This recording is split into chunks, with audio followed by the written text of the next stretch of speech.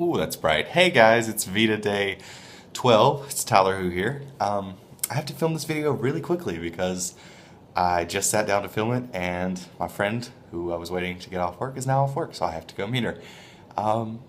So the video is the top 5 movies that changed your life, but I thought for hours on this, I really did, and I couldn't think of 5 movies that changed my life. Is that sad? Because I am such a quote movie buff that you'd think I had this list of movies that are just that changed my life, but I don't. But I do have some, so I'm going to tell them to you now. And the reasons why. Number one, basically in my childhood, obviously I love the classics, Toy Story and all that. The one movie that really sticks out to me though is The Indian in the Cupboard. I don't know if anyone has heard of that or remembers that. It's a very good movie in my opinion to this day. I haven't seen it in a long time, but I'm sure it's still good. I actually had the VHS set that had the the movie flipped around and the case became the cupboard. It had a key and everything, and it came with a little Indian toy. If you've seen the movie, all this will make sense. If you haven't, I'm sorry. Also, for all you youngsters, a VHS is what we used to watch movies on. It's this big rectangle that has tape in the middle, and nothing was digital.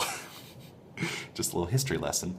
So yeah, that movie kind of shaped my childhood because anytime you're a kid and you're, being too loud or annoying your parents, they put you down and they say, hey, just watch this movie. And I always wanted to watch The Indian in the Cupboard.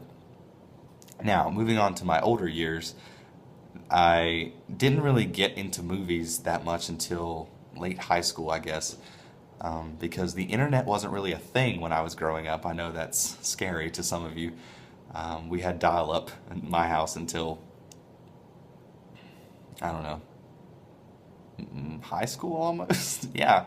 So hashtag 90s kids. So I didn't really get to experience trailers and, get all that. But once we did get internet, I discovered all these trailers and I was like, wow, there's so many movies out there. The first movie that I went to see, I drove a long way to see, quote unquote independent movie, was The Reader.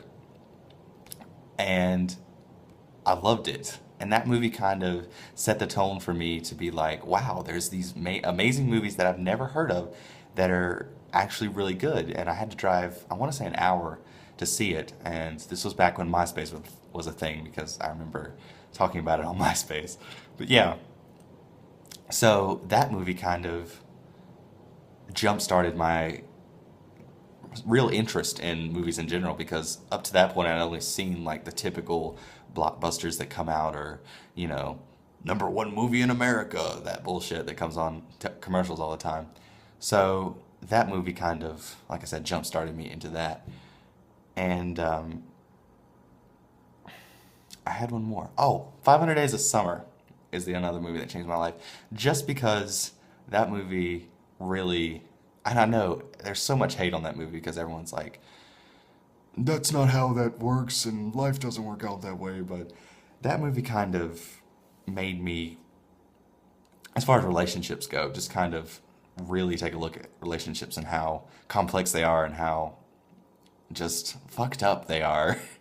And that kind of molded the type of person, I won't say the type of person that I am, but the type of relationship-y person that I am.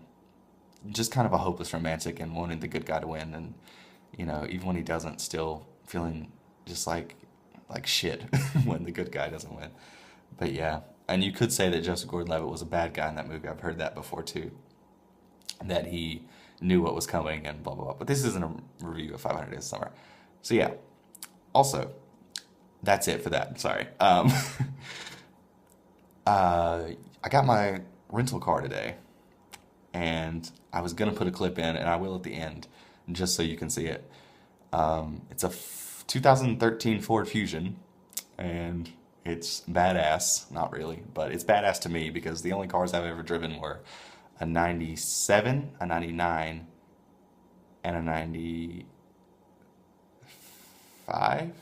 Were the only 3 cars I've ever driven. So I've never driven a car from this century before. So that was awesome. And it's just stuff you guys probably take for granted. I was just blown away by. I mean, the simple fact that you can sync your phone to the car, Bluetooth, through Bluetooth and have it, call people and listen to your music is just awesome. So yeah, I'll put that clip in at the end just so you can get a quick glance of it. And also, I'll leave Charlie McDonald's video that I talked about yesterday, which is what this video is based off of. It's kind of a video response, but you can't really do that anymore. So that'll be below. Also, my last video and my links will be below.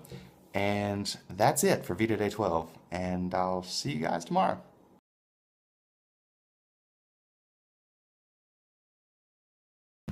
There she is, the rental car with the whole 9 yards. It's kind of legit, actually. I like it for now.